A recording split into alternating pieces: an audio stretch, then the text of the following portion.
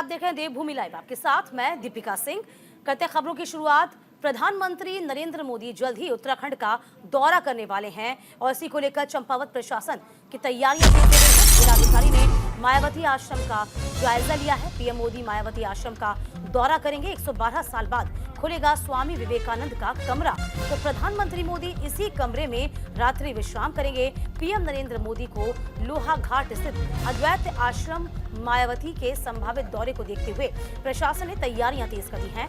DM Navneet Pandey ने आला अधिकारियों के साथ मायावती आश्रम निरीक्षण कर विभागों की ओर से की जा रही तैयारियों को देखा। इसके अलावा डीएम ने प्रधानमंत्री के रात्रि विश्राम की व्यवस्थाओं का भी जायजा लिया।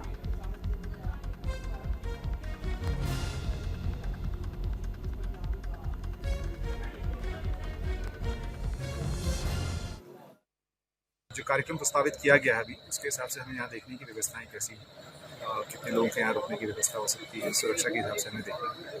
क्योंकि कार्यक्रम बहुत महत्वपूर्ण व्यक्ति से संबंधित है, इसीलिए हम लोग प्रयास कर रहे हैं कि बेस्ट उसको कर सकते। अक्टूबर के फर्स्ट हाफ में ये प्रोग्राम प्रस्तावित है और यहीं लोहाघाट चंपावत क्षेत्र में ही ये दौरा प्रस्तावित है।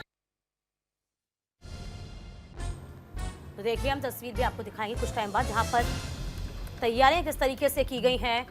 प्रधानमंत्री का दौरा है और अद्वैत आश्रम में मायावती के रुक सकते हैं। तमाम व्यवस्थाओं को दुरुस्त किया जा रहा है। 112 साल बाद आपको बता दें, स्वामी विवेकानंद का कमरा भी खुलेगा।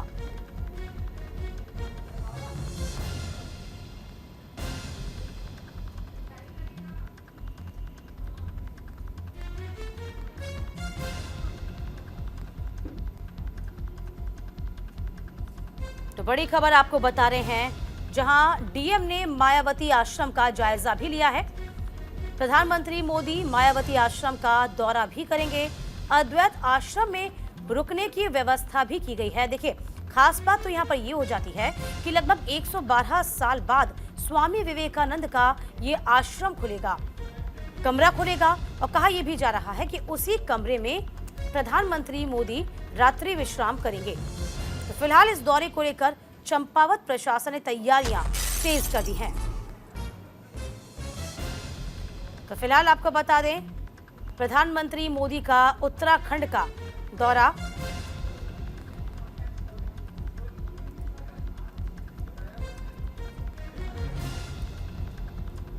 बेहद खास है। इसकी तैयारियां तेज की गई हैं और डीएम लगातार तैयारियों में जुटे हुए हैं। देखिए, 112 साल बाद स्वामी विवेकानंद का कमरा खुलेगा। चलिए बढ़ते आगे। आवारा पशुओं को लेकर नैनीताल हाईकोर्ट सख्त हो गया है। नैनीताल नगर पालिका के ईओ को हाईकोर्ट का नोटिस है, अवमानना का दोषी मानते हुए नोटिस जारी किया गया। 10 अक्टूबर तक कोर्ट ने जवाब देने को कहा है। 10 अक्टूबर को इस पूरे मामले की सुनवाई की जाएगी। तो अवमानना का दोषी मानते हुए ये नोटिस जारी किया है। हाईकोर्ट ने ईओ को ये नोटिस जारी किया है। तो आवारा पशुओं को लेकर किस तरीके से नैनीताल हाईकोर्ट सख्त हो गया है, ये बता रहे हैं आपको।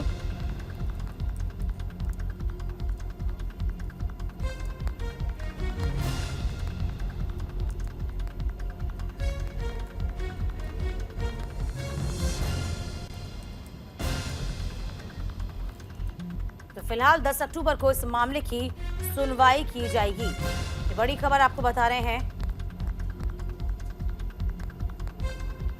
तो आवारा पशुओं को यदि आप आवारा छोड़ देते हैं तो इस टाइप के आप कुत्तों को पकड़ेंगे जो लोगों को काट रहे हैं और उनको आप एक पाउंड में बंद करेंगे और उनको छोड़ेंगे नहीं।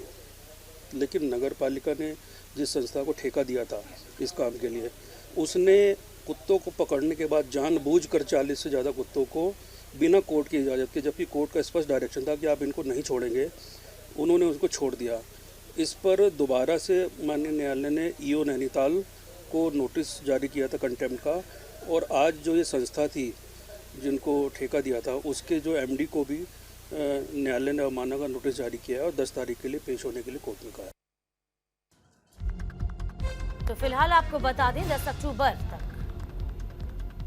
ये बड़ी कार्रवाई। और देखिए, आपको ये बता दें कि छावनी क्षेत्र में पशुओं को आवारा छोड़ने वाले जो पशुपालक हैं, उनके खिलाफ अब कड़ी कार्रवाई अमल में लाई जा रही है, क्योंकि पशुओं को लावारिस छोड़ने के आरोप में कैंट बोर्ड ने क्षेत्र के 40 पशुपालकों पर आर्थिक जुर्माना लगाया है और हाईकोर्ट ने इस बाबत संज्ञान भी लिया है।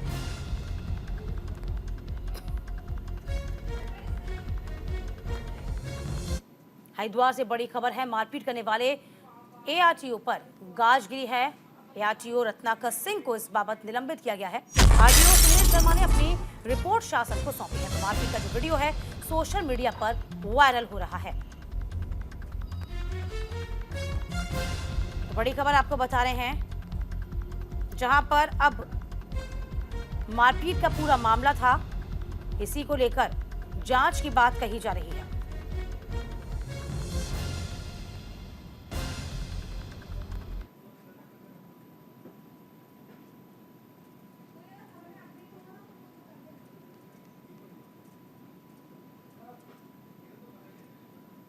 तो आरटीओ पर गाज गिरेगी।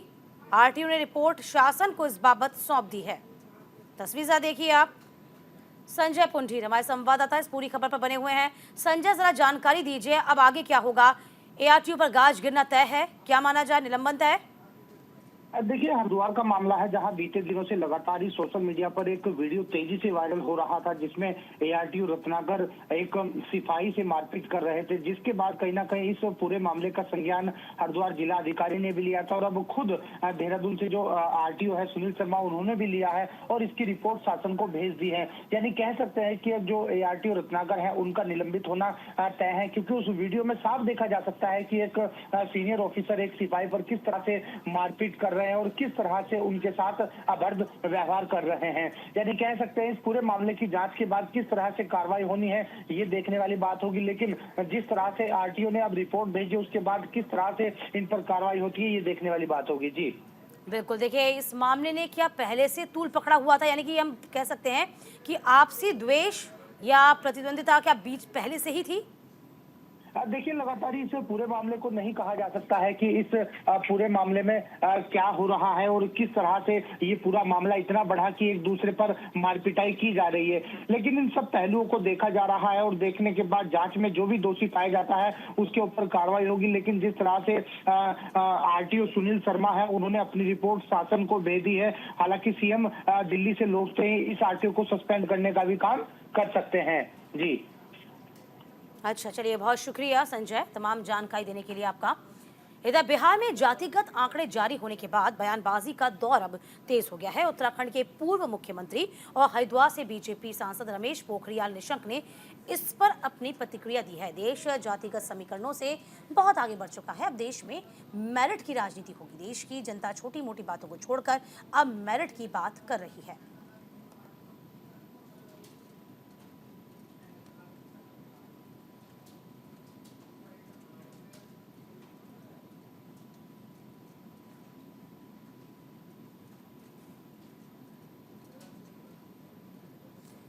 तो सांसद रमेश पोखरियाल ने प्रतिक्रिया दी है कि जातिगत समीकरणों से कुछ नहीं होने वाला। इन तमाम चीजों से देश अब आगे बढ़ चुका है, क्योंकि बिहार में हाल ही में जो जातीय जनगणना हुई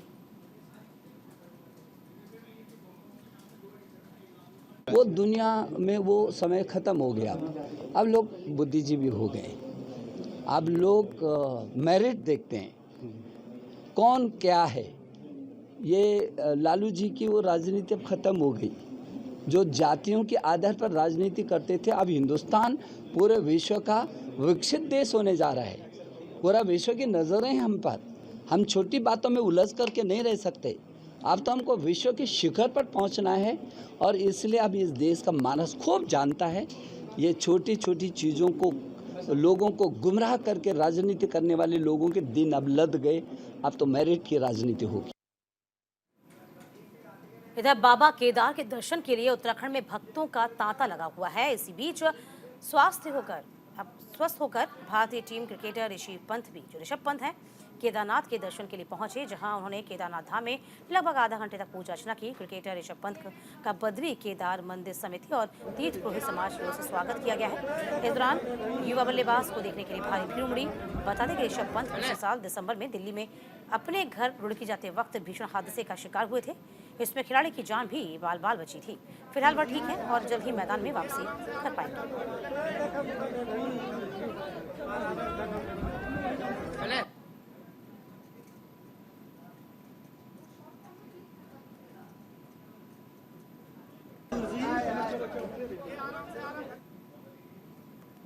अगली खबर है लक्सर से, जहां शुगर मिल अपना पेराई सत्र कब शुरू करेगा इसका भले ही कोई अता पता ना है, लेकिन लक्सर और इसके आसपास के इलाकों में गन्ना कोल्हुओं ने अपना गन्ना पेराई सत्र शुरू किया। लेकिन खबर का दुखद पहलू ये है कि किसान की साल भर की मेहनत का दाम उसके लागत के अनुरूप नहीं मिलता है। वजह ये कि गन्ना कोल्हुओं की ओर से सत्र के शुरुआती दौर में गन्ना मूल्य मात्र 250 रुपए से लेकर 270 रुपए प्रति क्विंटल रखा गया है, जो पिछले वर्ष के मिलों के मूल्य से काफी कम है। किसानों का कहना है कि कोल्हू में दाम काफी कम है। किसान पहले ही मौसम और कर्ज की मार से बेहाल हैं।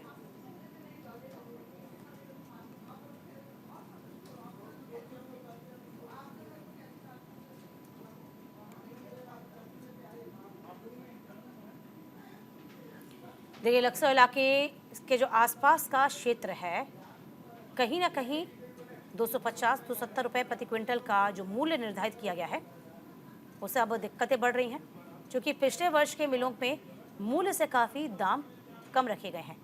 किसानों की परेशानी इस बात से है। तो आसपास लक्सर के आसपास में आपको बता दें कि पेराई सत्र शुरू हो गया है।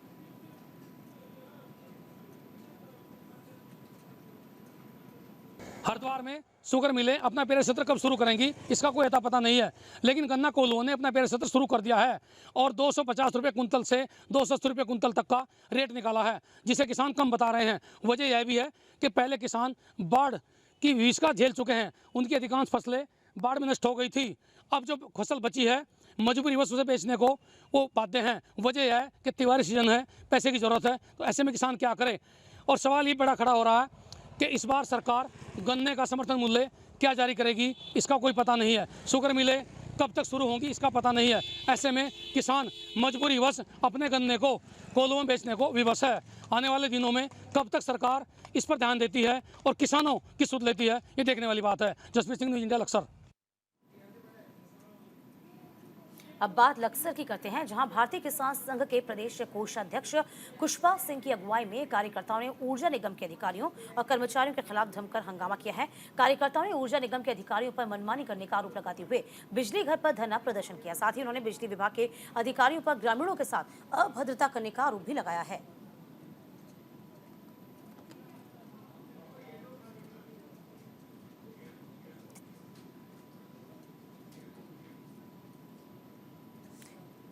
तो अधिकारियों पर मनमानी का आरोप लगाया गया है। तस्वीरें भी आपको दिखा रहे हैं किस तरीके से भारतीय किसान संघ बिजली घर पर प्रदर्शन कर रहे हैं।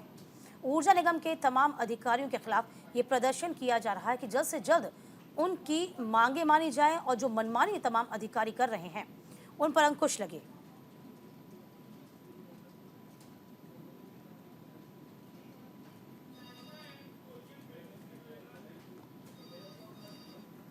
इधर लक्सर में शराब माफियाओं के खिलाफ पुलिस का एक्शन लगातार जारी है। भीकमपुर क्षेत्र के जंगलों में छापा मारकर अवैध कच्ची शराब के कारोबार का भांडाफोड़ हुआ। छापेमारी के दौरान मौके से भारी मात्रा में कच्ची शराब और लहन को बरामद किया गया, लेकिन शराब तस्कर मौके से फरार हो गए। इसकी तलाश में पुलिस दबिश दे रही है।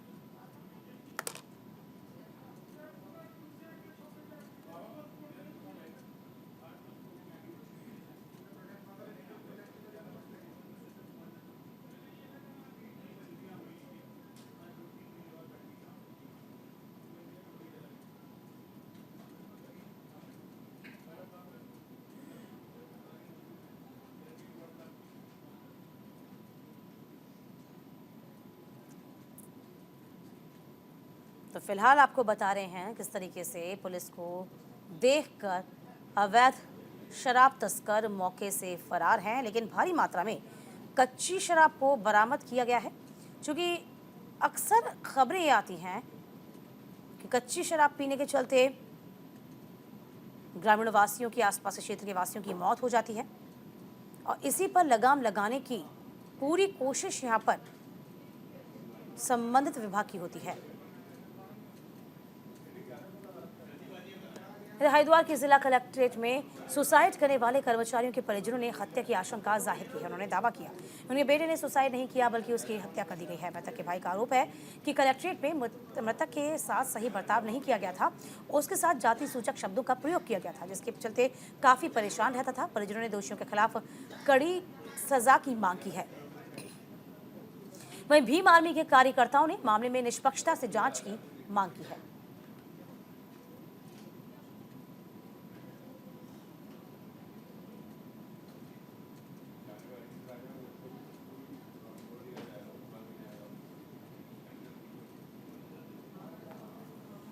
खबर नैनीताल से है, जहां बेताल घाट क्षेत्र में युवती पर धारदार हमला किया गया है। घायल करने वाला आरोपी को पुलिस ने हालांकि गिरफ्तार किया। आरोपी ने पूछताछ के दौरान अपना जुर्म कबूला है। आरोपी ने बताया कि घटना वाले दिन उसे नशे में युवती का पीछा किया और मौके पर कर उसके साथ दुष्कर्म का प्रयास किया, लेकिन युवती ने शोर मचा दिया। युवती की आवाज सुनकर वहां भीड़ भी जमा हो गई। इसके बाद युवती के गले पर चाकू से वार किया गया, मौके पर फरार हुआ। आपको बता दें कि युवक पर यूपी के गाजियाबाद में हत्या का मुकदमा दर्ज है।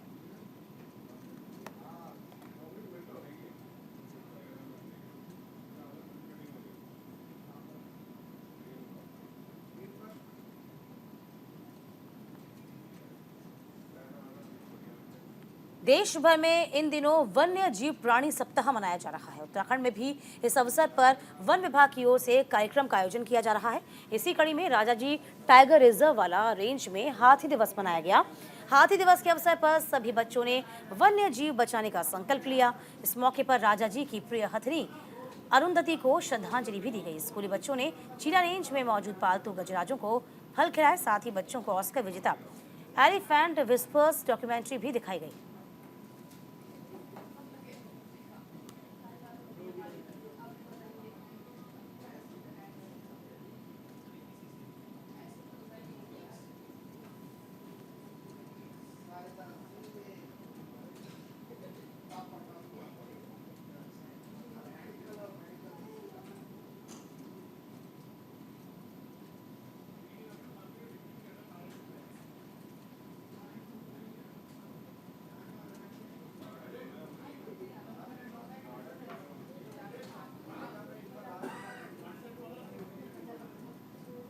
बेनीनाग विकास खंड के दूरस्थ क्षेत्र पाताल भुवनेश्वर सिमायल चामाचौड़ सड़क की मार्ग को लेकर ग्रामीणों ने तहसील मुख्यालय पर विरोध प्रदर्शन किया है, जहां ग्रामीणों ने जिला पंचायत सदस्य दिवाकर रावल के नेतृत्व में तहसील कार्यालय में धरना दिया।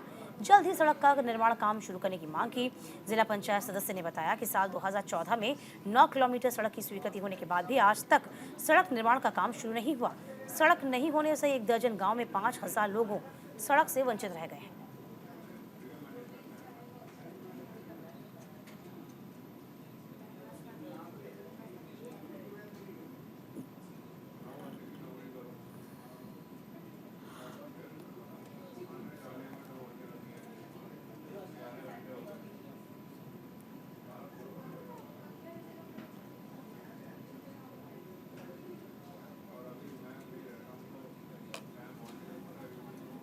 इधर बड़ी संख्या में भक्त बाबा केदार के दर्शन करने रुद्रप्रयाग पहुंच रहे हैं। बाबा केदार के दर्शन करने के लिए भक्तों को लंबा इंतजार करना पड़ रहा है। इस बार तकरीबन 14,50,000 से अधिक भक्त बाबा केदार का दर्शन कर चुके हैं। माना जा रहा है कि पिछले वर्ष के मुकाबले केदारनाथ यात्रा का रिकॉर्ड टूट सकता है। 16 लाख से अधिक भक्तों के केदारनाथ धाम पहुंचने का अनुमान है।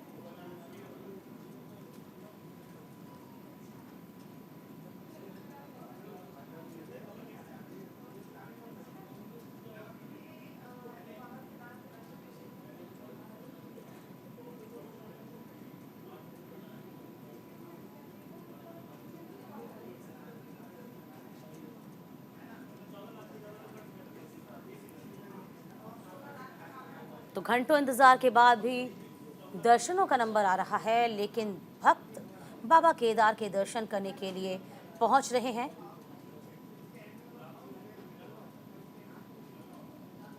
तो घंटों इंतजार किया जा रहा है, लेकिन इंतजार भी मंजूर है। हालांकि आपको बता दें कि 14,50,000 भक्त अब तक दर्शन कर चुके हैं।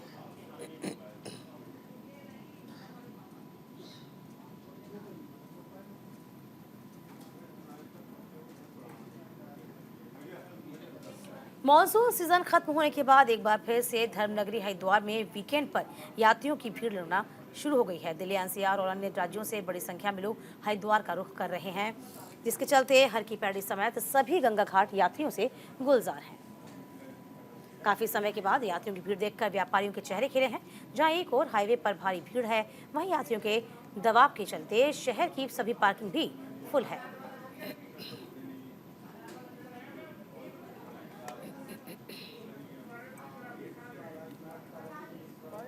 मुझे पता चला छुट्टियां हैं तो सारे लोग, तो हम लोगों ने प्लान बना लिया इसीलिए, क्योंकि इस टाइम मतलब सारे लोग फ्री हैं, तो हमने कहा चलो भाई हम लोग भी घूमा इसीलिए, तो इसलिए अपन भी आ गए इस चक्कर में। बहुत ही अच्छा लगा, कसम से मज़ा आ गया। आज तो इतनी भीड़ है ना, तो आज और अच्छा लग रहा है। अभी तो यही घूमा, अभी अब प्लान बनाया हम लोगों ने, अब निकलेंगे हम लोग। एक्चुअली 1-2 दिन का पूरा हम लोगों ने शेड्यूल किया है, तो 1-2 दिन तक घूमेंगे अच्छे से। और इसी के साथ इस बुलेटिन में अभी के लिए बस इतना ही।